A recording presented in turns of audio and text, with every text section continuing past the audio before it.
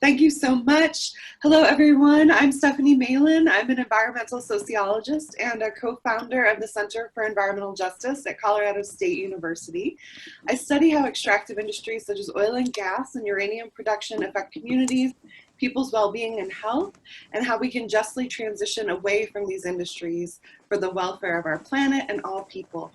I had the tremendous honor today of introducing Chris Johnstone. Lori actually asked me to do this because I had encouraged her to read the book Active Hope a few years ago, and somehow she fit this into her mind-boggling schedule and then centered it as the theme for this year's Natural Hazards Workshop. I am honored to introduce Chris because I'm a huge fan of the book.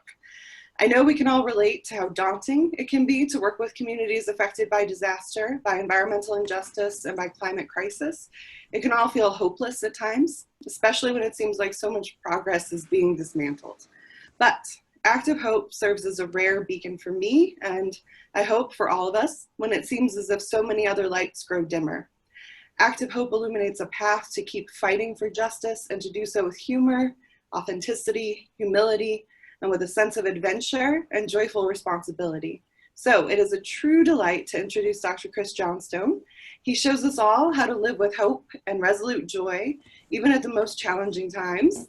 Dr. Johnstone's background includes medicine, group work, and coaching, and psychology, and his 30-year career has showcased multidisciplinary approaches to infusing our daily lives and our communities with a spirit of resilience. Through his multifaceted work, and especially in his online courses with the College of Wellbeing and his books, which also include 7 Ways to Build Resilience, Dr. Johnstone has taught people in over 55 countries how to cope with stress and depression in daily life. Beyond that, his work teaches us how to become part of a collective once again, and how to build more sustainable systems through that hopeful engagement. So please join me in welcoming Dr. Chris Johnstone as our honored keynote speaker. Thank you, Stephanie. And I love what you said. There was one phrase that jumped out at me. It was the phrase resolute joy. Resolute joy. So I want to begin with resolute joy. I love playing harmonica. And so I love also the idea that you can mix business and pleasure. It is part of a kind of renewable approach or regenerative approach to what we do, our work in the world. So here's our kind of opening theme tune.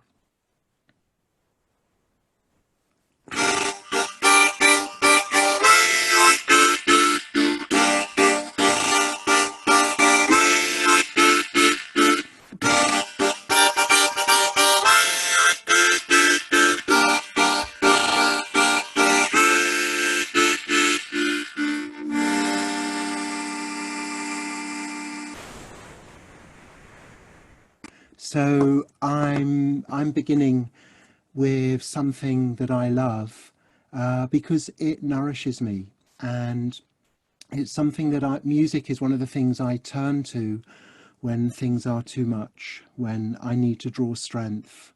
And that's one of the themes that we're going to touch on. Where do you turn to when things are too much? What do you draw strength from? But there's something else too. There's something else too that I have had a number of fantastic conversations with Laurie Peake, and one of them back in the 6th of March, just about 4 months ago, we were talking about this event and why she had asked me to come and speak. And I'm going to share screen and I'm going to play a clip. It's just, oh, let me see. I'm going to play a clip of Laurie, and it will last just about 2 minutes, and it says it sets the scene. So here we go. I'm just going to do that and that, and here we go. So this is Laurie. You'll recognize her, and if there's any alerts to let me know that something's not working or anything like that, just write in the chat window. But here we go. It feels like risk is outrunning us.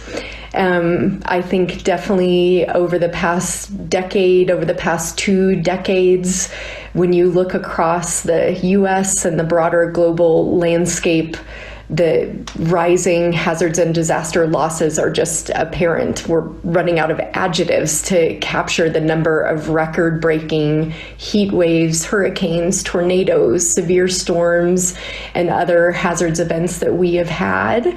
And so I think right now in our community, we are definitely at a moment where the researchers and practitioners and policymakers who make up the hazards and disaster community, this is one of the most dedicated groups of professionals you would ever find, and they care so deeply about trying to reduce the harm and suffering that's caused by disasters. But I think we are definitely at a moment where these events they're outstripping our resources, and I don't just mean our financial resources, our time resources. They're outstripping our emotional resources in terms of being able to respond to all of these different events. And so I think we are at this really crucial moment where the risks continue to rise, that disaster losses are escalating, but at the same time, our community has always been a community that is visionary in so many ways and doesn't always use the language of hope, but is definitely a community that has long focused on mitigation and adaptation and risk reduction. And so I think we are at a turning point moment of trying to figure out what is next for this community and what is next in light of the era that we're living in and the rising threats and losses that we're facing. Thank you, Laurie. And I'm going to move from the video. I'm going to move to our PowerPoint, and I'm going to share this. Here we go. And that's the line that seems to have landed. So, Jason, thank you for your chat comment. Risk is outrunning us. People are exhausted. Thank you, Margaret. Even by the whole concept of resilience. And resilience is my thing. I've been involved in teaching resilience for over 30 years now. My background is as a medical doctor, and I needed resilience myself when I went through my own kind of crisis, difficult time. But I'll refer to that later on.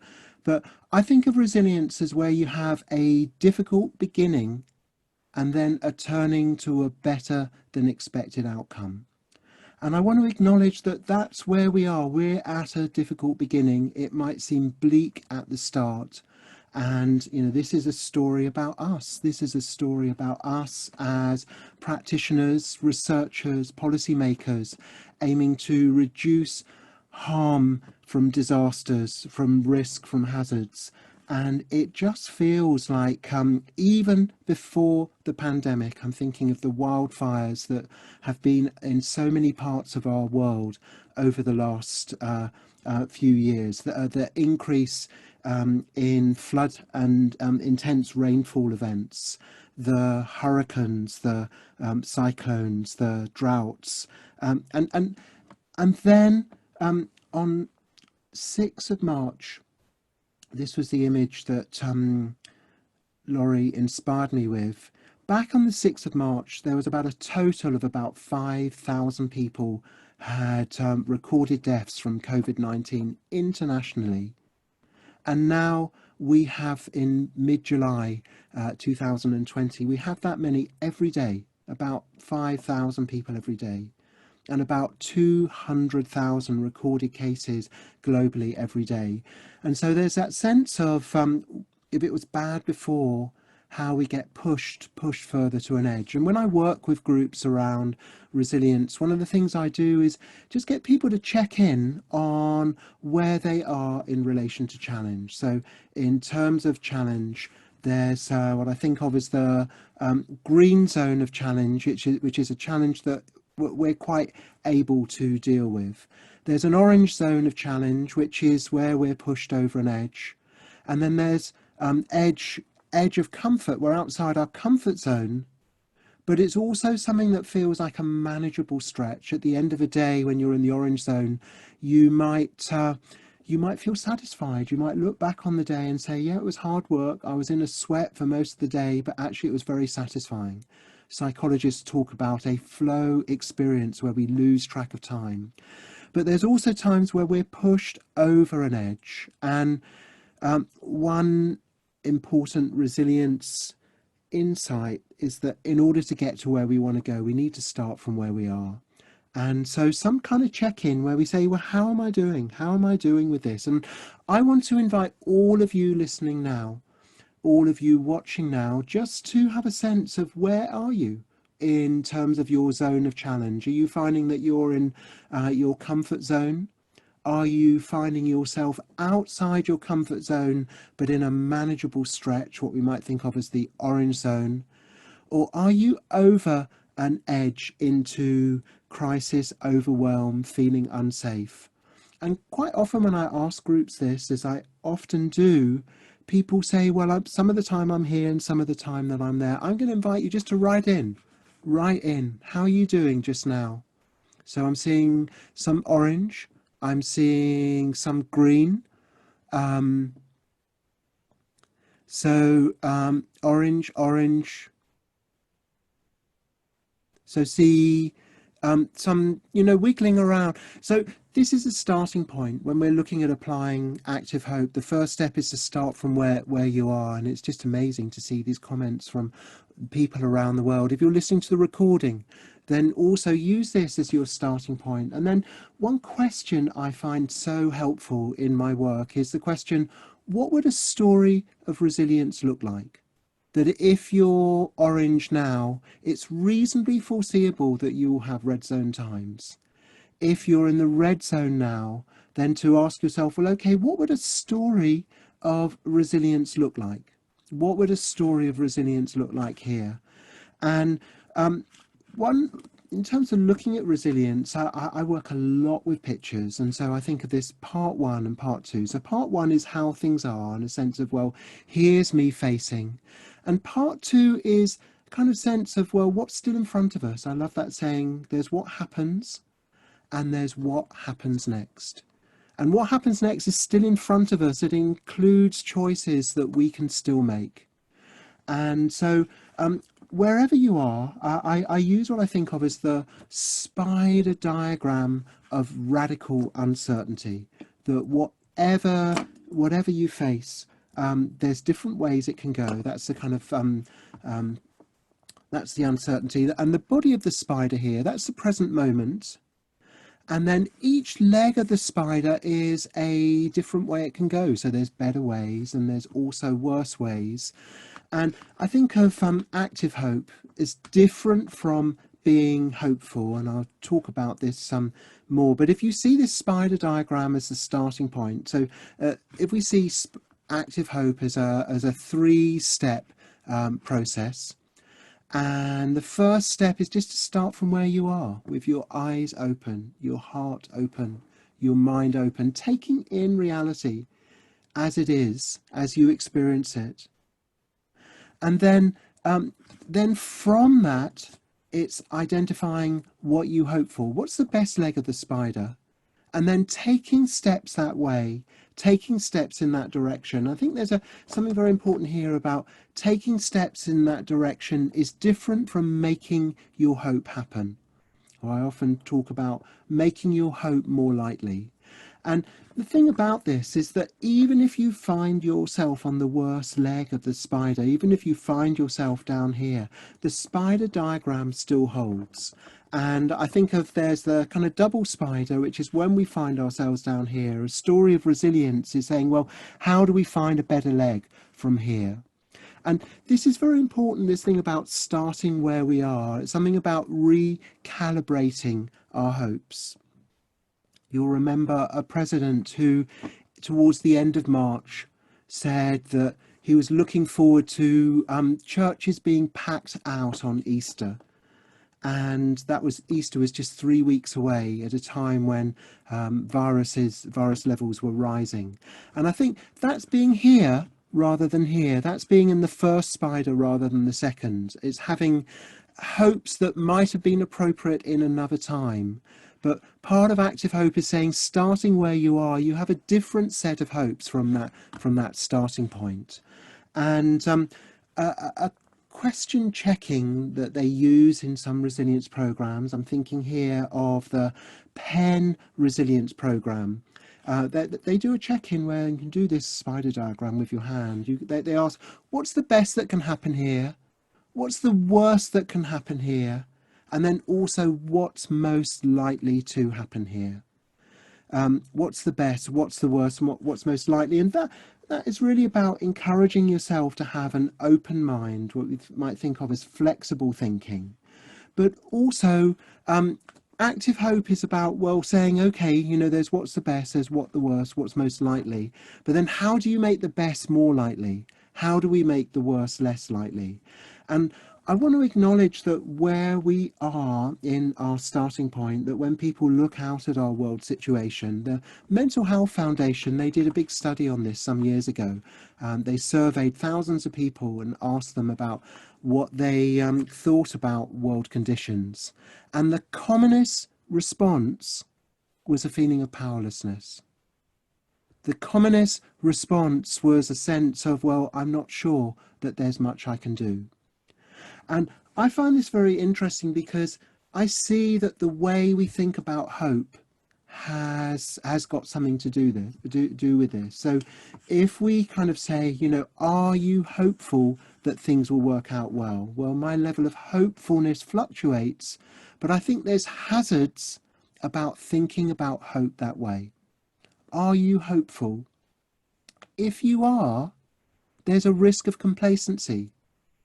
And what's happened with the pandemic in so many different countries is a teaching tale about the risks of unrealistic hopefulness. That when we have world leaders, international leaders, when we have nations leaders saying, I'm hopeful that it will be fine. I think we're in a good state. I think it's fine. There's a danger that they're still hoping for the things in an old version of the spider. Active hope involves starting from where you are. And here you might think, well, am I hopeful that things will work out well? Well, maybe I am. But also, if you're not hopeful, the danger is that becomes a block to action. Are you hopeful that the actions you take will lead to the outcomes you desire? I don't have a way of quantifying that really. When I look at small actions, it's very easy for me to put a little box around it and say, well, that won't do much. And so you can kind of think, well, am I hopeful that me wearing a mask will either protect me or others from the pandemic? Am I hopeful that the actions I take for addressing climate change will make such a big difference? I can discount my actions and I can discount the potential of my actions. And so I think we need a different way of thinking, a different way of thinking about the impacts of our behaviour, particularly as there's different types of cause and effect. Different types of cause and effect. One is a direct cause, like I do this and it causes that to happen. And often there can be an emphasis on focusing on what's within our control. And quite often self-help books and manuals and things will say, well, forget about the rest. If something's not within your control, don't even worry thinking about it. What I find more helpful is recognizing that it's through the things we control that we have ripples of influence. And sometimes our ripples of influence extend beyond what we can see into a different type of cause and effect. So it's not so much A causes B to happen. It's more that A adds to a context that makes B more likely.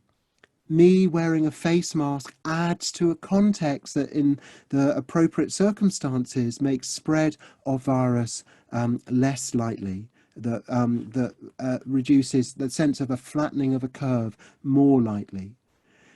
That when I take action for addressing my concerns about climate change, that what I'm doing is I'm adding to a context that makes moving in the direction I hope for more likely. And what we're doing here, this is a different way of seeing, a different way of seeing. And one way of seeing is where we look at our actions and we kind of think, well, you know, what will that lead to? What will that, you know, if we kind of, what's that made of, that action? But another question is, we can look at anything and say, what's it part of?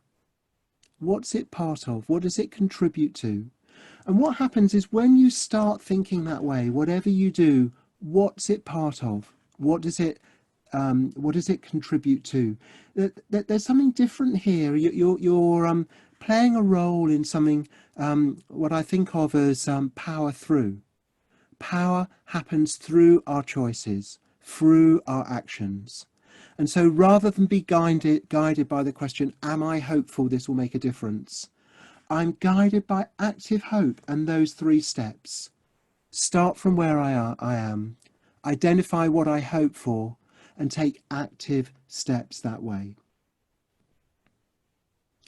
Now, we're a community of researchers, practitioners and policymakers whose work is about doing what we can to reduce harm, reduce risk. And I'm also aware that when we're facing this disasters outrunning us and feeling a sense of, we may feel this, we may feel a sense of powerlessness, that all of this is happening, and there's not much we can do. I'm really interested in what makes the difference. What makes the difference between taking steps anyway, acting on behalf of our hopes, and giving up?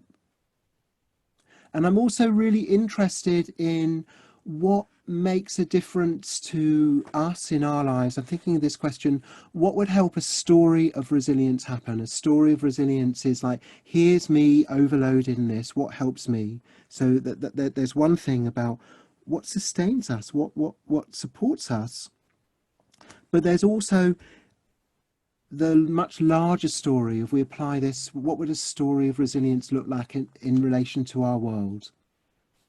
And where facing the challenges we face, where a common emotional response is powerlessness, where a common response to concern is just to shut it away. When people talk about, I'm concerned about, my concerns about problems of the world, it just feels too much. It's too difficult a topic to talk about. The question I really want to hold here is, how do we look at the future we're heading into? How do we look at our concerns about the future that we're heading into and respond with active hope? And when we respond with active hope, there's something here about recognizing which spider we're on. Are we on the old view, the old version of reality where we might have had some particular hopes? Or are we adjusting to a new view of reality where we're recognizing that some of the old hopes we can't hang on to? We need to let them go. So I'm wondering, how do we make this transition from here to here, where we're facing reality as it is, rather than attached to an out-of-date view of reality and an out-of-date sense of hopes? And I want to tell a story about something that happened for me years ago, where I used to work as a doctor in hospitals, and I had a contract that I needed to be available for an average of 88 hours a week, and I got completely exhausted. And one of the things that happened for me was, although it's an average of 88 hours a week, there were some weeks where I was way over that. So, sometimes 100 hours, 110 hours, 120 hours. And there was a week where I'd done 120 hours, and then I had a week's holiday, and I was in Scotland, and some days into my holiday, about 3 one afternoon, I fell asleep driving and crashed. I had that like momentary just closing my eyes just for a fraction of a second. And when I opened them, I was on the wrong side of the road with this car steaming towards me. And I swerved to avoid a collision and I crashed into a rock. And I think of that, it's interesting, I think of that as my rock bottom moment. And I see that time, it was over 30 years ago now. I'm actually glad I crashed because it was a wake-up call for me. There was something more important than my medical career, that basically I saw that the way that I was working was threatening my life. And when I got back, I resigned. I let go of the work I was doing. And there's a lovely word that's used a lot in the movement for deep adaptation in response to the crises that we face. They talk about relinquishment. And relinquishment is where we let go, we abandon the things that no longer work for us, that we relinquish the things that are toxic. And so that's what I did. I hit my rock bottom moment. I said, I'm throwing this away, my medical career. I recognized that the way I was working was harmful to me. There's something more important, which is my life. And that doesn't often happen, those moments. But it's a different way of looking at crisis. Crisis as wake-up call. Crisis as turning point. And I went on to work after this, shortly after this, I started working with people with severe alcohol dependence. I found myself back in the medicine, but as a group therapist working with people with severe alcohol dependence. And it's really interesting, this idea of rock bottom, because not everyone hits rock bottom. Some people have a disaster and they just go from one disaster to another. And I'm really interested in what makes a difference. And as well as hitting rock bottom, there's masking rock bottom. And masking rock bottom is where we don't let in the reality of the crash. We somehow spray paint over it and say that that's not so bad. But also, it's possible to raise rock bottom. So raising rock bottom is where you feel the alarm at an earlier point. Now I'm just going to look at these again: hitting rock bottom, masking rock bottom, and raising rock bottom. So hitting rock bottom is where we really experience a crisis that becomes a turning point. We might think of disasters as teachable moments, that they trigger in us a new view of things. And some people are saying that we're at one of those points right now, that this pandemic is giving us an opportunity to reset. And I've heard people say, well, I'm just not hopeful that that's going to happen. But I think a better question, I come back to this better question, is, do you hope it will happen? And do you hope it will happen? One of the things that will make a difference is whether we let the alarm in, whether we hit rock bottom, whether we mask rock bottom, which is where we just kind of pretend it's not happening, or always look on the bright side, the unrealistic hopefulness. But raising rock bottom is where we give ourselves an opportunity to experience alarm at an earlier stage. And I'm very grateful for my work over many years with Joanna Macy, 91 now, who developed something called the work that reconnects, that she and I wrote about in our book, Active Hope. And it's a process of 4 stages, like a journey round this spiral, where you begin with gratitude, and then you honour your pain for the world, and then you see with new eyes, and then you go forth. And there's something about one of the vital tasks of our time is to look at the future we're heading into, and either the present we're into, and to experience the alarm in a way that leads us to change course, or to look where we're heading into. And there's this lovely phrase, pre-traumatic growth, is where you look ahead and you can see a problem coming, and it triggers in you the decision to change course. That's what happened to me with the car crash.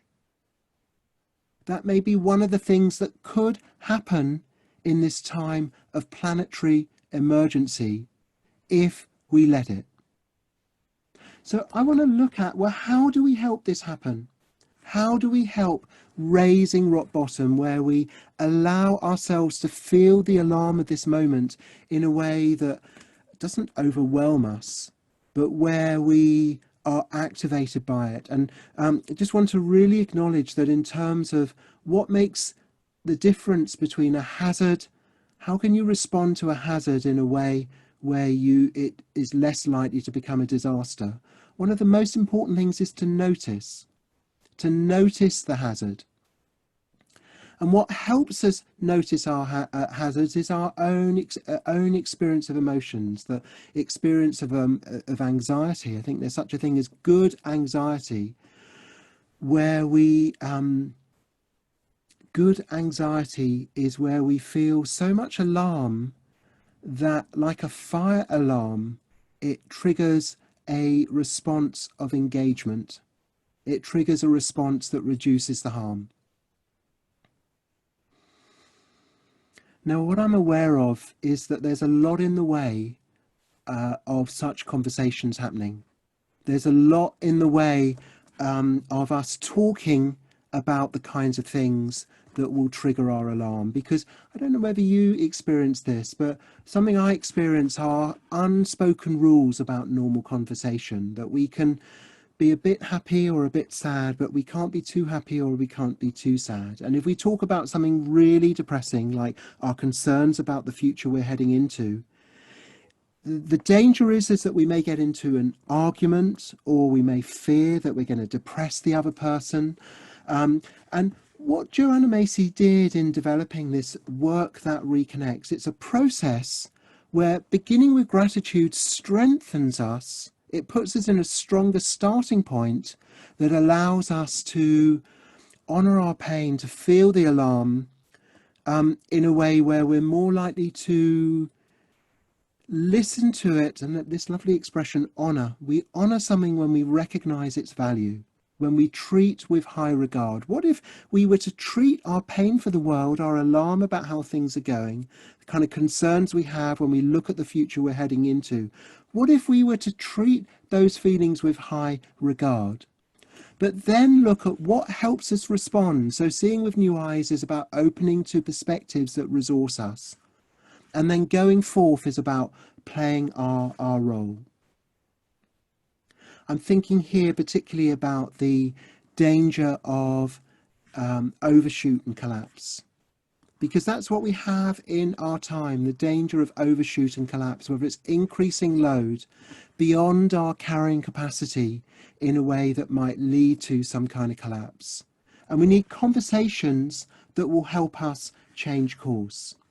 So based on the work that reconnects, I've developed a 7-part process that guides us round these 4 stages.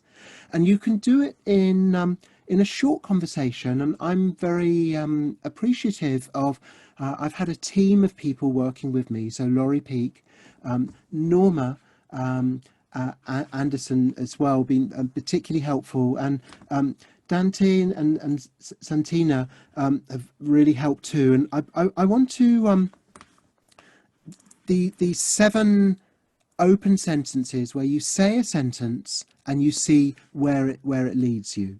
So what I'm going to do is I'm going to demonstrate this with half of a conversation that I had just at the weekend. Half of a conversation where I asked Santina to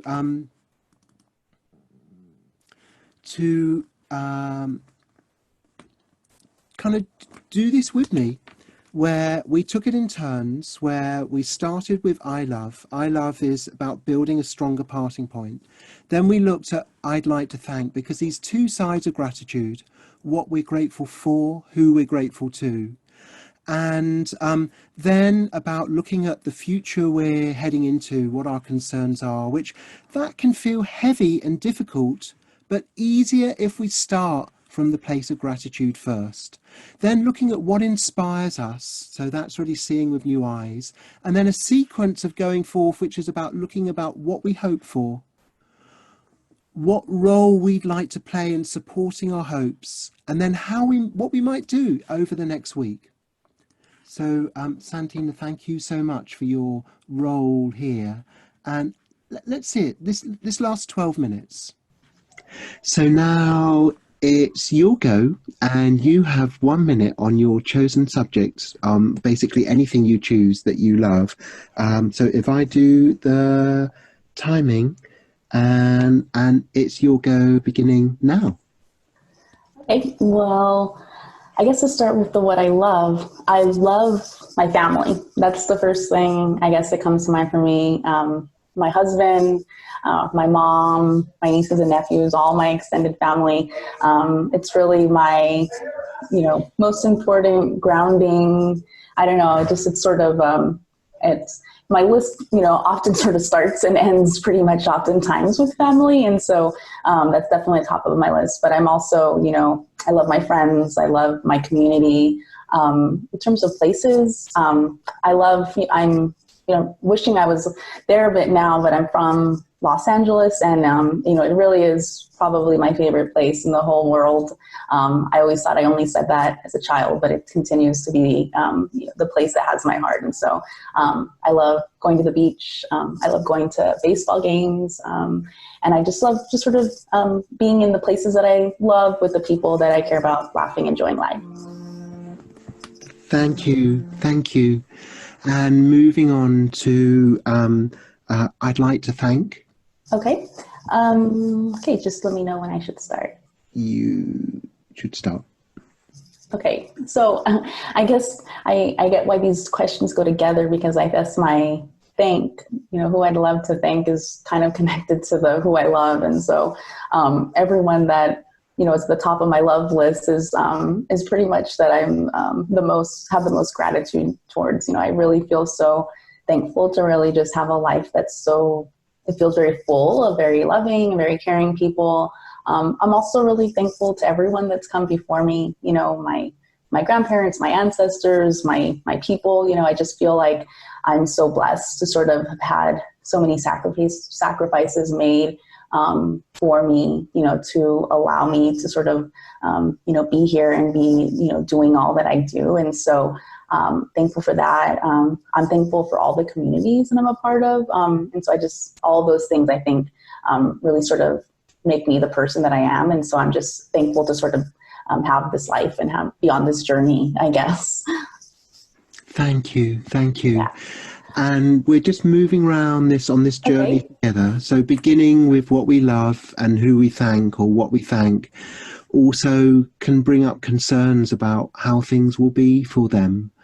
And looking into the future, there was a sentence that began, looking at the future we're heading into, my concerns include. Over to you. Okay, so my concerns, I sort of feel like right now I'm concerned about everything. It's, I guess, to be honest, I just feel sort of like a lot, everything. I don't know what other words I can use to describe, but it just sort of feels like everything in the world in some level sort of feels to have a dynamic of troubling. I'm concerned about when I'm going to be able to go outside again. I'm worried about when I'm going to be able to give my mom a hug, or take my nieces and nephews out for an adventure. I'm worried about the lives of my people. I'm concerned about feeling like they're not valued. I'm concerned about our health, our safety, just in a lot of ways, a lot of our existence. And so I'm also really concerned, I think, that none of these things feel new. I think that there are things that we continue to experience. There feels to not be a lot of change. And so I consider myself sort of a hopeful person, but I think the most concerned with, in some ways, how sometimes very hopeless a lot of this can all feel. And so I think that having that sort of feeling in some ways might be the part that concerns me the most. Thank you. Thank you. We're looking at this together from our different sides of the world and sharing a lot of concerns. And we're not kind of going into having a debate about anything. We're just hearing each other name what's on our heart and looking at kind of what helps us respond. And so facing that, the next part is, well, what inspires me is. So facing that, what inspires me is. Okay, so just you guys let me know when you're ready for me. So I am ready to hear you now. So for what inspires me, I mean, honestly, people inspire me quite a bit. I mean, I guess I'm at this point where, I guess sort of like, don't get me wrong that, there are some, troubling and sort of horrible things and going on in the world. But I think what inspires me is to remind myself that there really are a lot of good people, good things happening. And I think I'm the most inspired just to really think about the resilience of communities. And, we talk about resilience so much. I'm one of those people that sort of feels like it often doesn't really mean anything anymore. But I've been reminded of that, how really true that can be. I mean, people are dealing with the unimaginable, and we're not only, people are not only still here and surviving, but they're showing up for each other in, deep and powerful ways. And, I see this in the research that I do, working with communities as they build back from disasters. I see it with my students, and I've seen it in my own family, my own community. So just seeing how people, I think, aren't losing or have the ability to not lose hope and continue to sort of fight back and speak truth to power in the most difficult times. That's really what inspires me. Thank you. Thank you. And so while you've just been talking, I don't know if you want to just continue with the next three. Yeah. And so one is looking at the future we're heading into, what I deeply hope for is. Okay. So I'll just let you know in a minute, is just as a reference point, looking at the future we're heading into, what I deeply hope for is. So I guess it sounds a little maybe silly, but I just hope we don't lose hope, I guess, is sort of where I'm at right now. I hope that we remember that we are resilient, because it's definitely very easy to forget these things, these sort of simple ideas.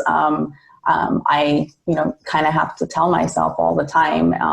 And so I just hope that we, remember that we've, been through a lot as individuals. We've been through a lot.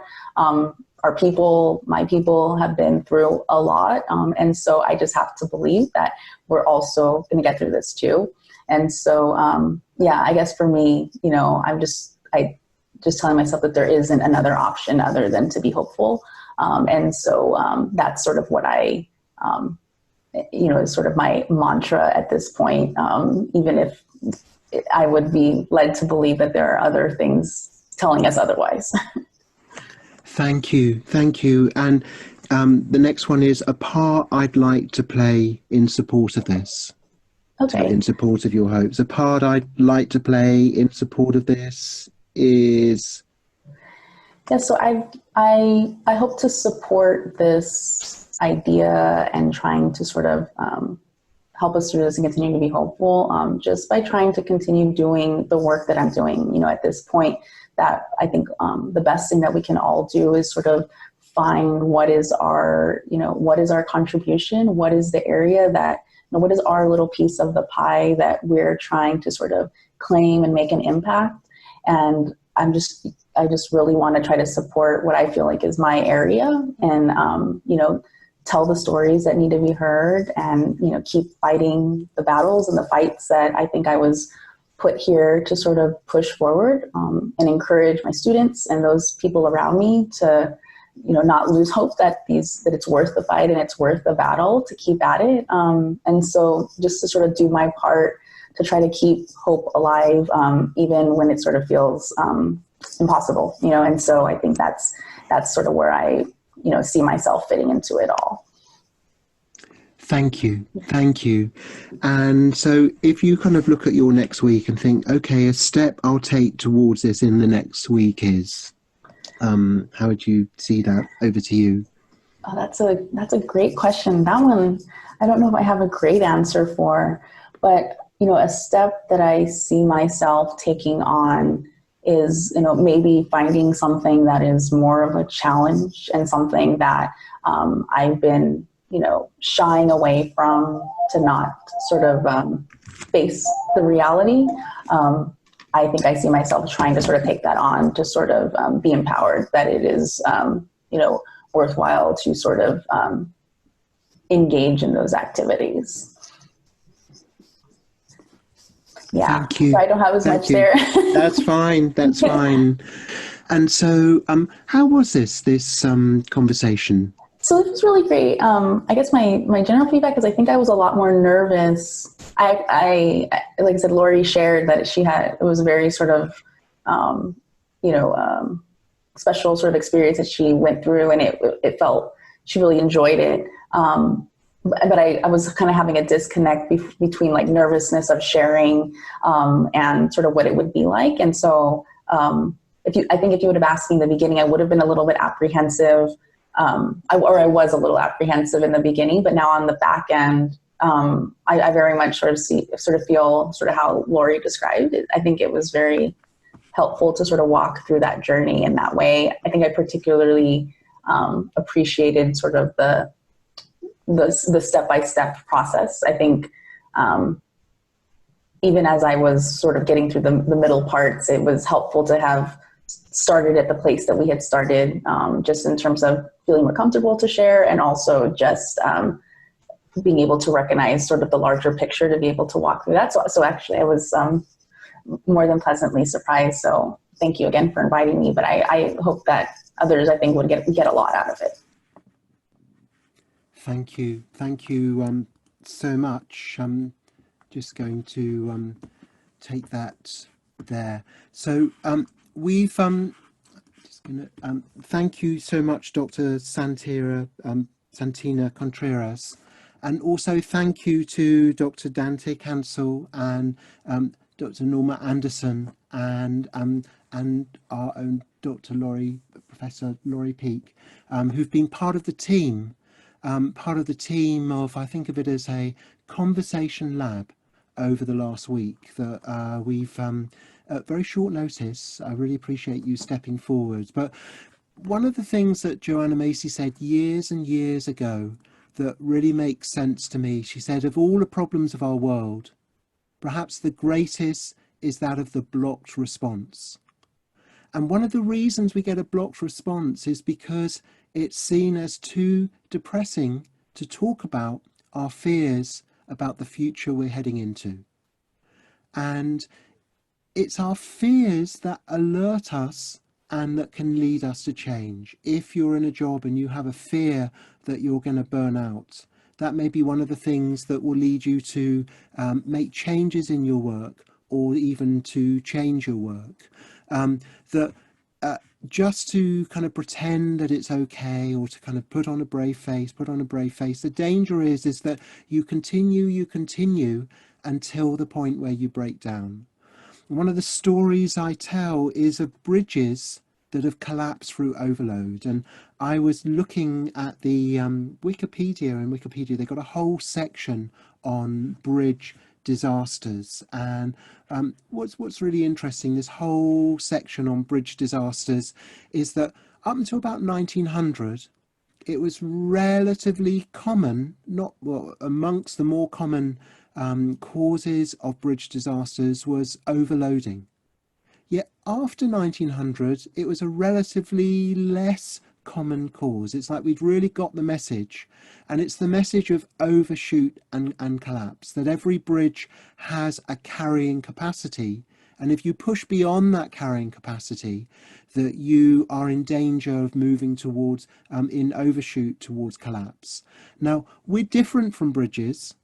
One of the differences is that if bridge has a decline in its carrying capacity. Maybe you've got kind of, you know, I don't know, the engineers here will know much more about this, the kind of structural failures where bits of the bridge buckle under the weight.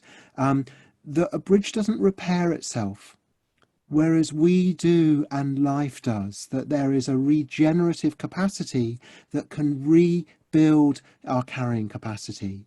And I think that's the challenge. What would it be like if we were to move reducing our ecological footprint, reducing the contribution in terms of what happens through us? I think of you know, sometimes it might be quite small things like these squares that make a circle. You know, you can have a small square that contributes to a larger pattern of a circle. What if we were to turn away from, to relinquish the ways that we are part of the problem, and to turn towards a new pattern, a new way, and not to ask the question, am I hopeful that this will work?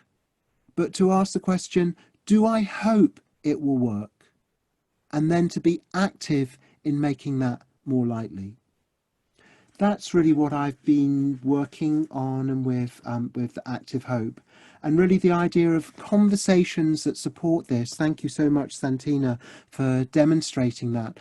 There's more videos that I'm developing on a Active Hope Conversation Lab, an online resource. And I invite you to try this out. You can download this handout with a bit about this sequence. The online resource is free, and I invite you, you can either do this just with writing. There's a place there you can write in what you love, who or what you thank, your concerns about the future we're heading into, what inspires you, what you deeply hope for, and the part you're going to play and the steps you're going to take. There's space to write this, and you might want to write it step by step, or you might want to write it all at once. But what I'd encourage you to do as part of this workshop is that, I know the tradition of the previous 44 years of this workshop is you hang out together and you make deeper contact. There might be people that you can email and say, hey, do you fancy doing a spiral of Active Hope over Zoom? And we take like a minute each, and it's not like you must stop after a minute. One person listens in time, so they just put their hands up, and when a minute's up, they just put the hand up as a marker in time. And the person who's speaking just sees that as a reference point. It's time to be drawing to a close, rather than, you know, if you're in the middle of something, do finish what you're saying. But it also allows, there's a kind of momentum that can happen when you spend quite short amounts of time going through this process, as Dr. Santina Contreras so helpfully illustrated. So I'm aware of time. This is the point I need to hand back to Laurie, who's going to be drawing us to the next thing. Yes, thank you so much. I know that you have been busy delivering this keynote to us for the last hour, and so you haven't been able to see the outpouring of gratitude that has been coming across the chat box, the questions and the thoughtful contributions that you have inspired in our community. And so on behalf of all of us, please accept our gratitude and accept our love for what you have done here. And thank you for honoring us with your presence. I know it's getting late there in Scotland, but I wanted to say to you, I wanted to read something from your book with Joanna to sort of leave us with as we transition to our break. And so you well know, as you write, passive hope is about waiting for external agencies to bring about what we desire. Active hope is about becoming active participants in bringing about what we hope for. Active hope is a practice, like Tai Chi or gardening. It is something we do rather than have. Chris, thank you for what you brought to this community this morning, and thank you for leaving us with a practice that we can all try together Thank you for the honesty and integrity that you bring to everything you do. And thank you for bringing me and Norma and Santina and Danta into this conversation with you and allowing us to be a part of this journey. And again, thank you for leaving us with this opportunity. And so now what we're going to do is we're going to give you the warmest virtual hug from wherever we are. We're going to thank you, and we're going to transition to a 30-minute break. And then we're going to come back, and Chris, your three-step process has inspired the next 3 plenary sessions that are to follow. And so we're going to come back here at 10:30 a.m. and our first plenary is going to walk us through that first step, which is taking stock of the reality that we face. So everyone, I hope that over these next 30 minutes, you can go find something that inspires you and rejuvenates you, and that we'll see you back here at 10:30. And again, Chris Johnstone, you fill my whole heart and my whole mind, and thank you for honoring us for being here today. Everyone, have a great break, and thank you, Chris. Thank you. Thank you. I'll be happy to respond to in conversation on the Active Hope Conversation Lab, and the link I think is on the I think the link is on there in the handout anyway, that you can download through Feedloop, and certainly in Feedloop anyway. Great. Thank you. Thank you, Laurie. You will see you soon. Thank you, everyone. Bye.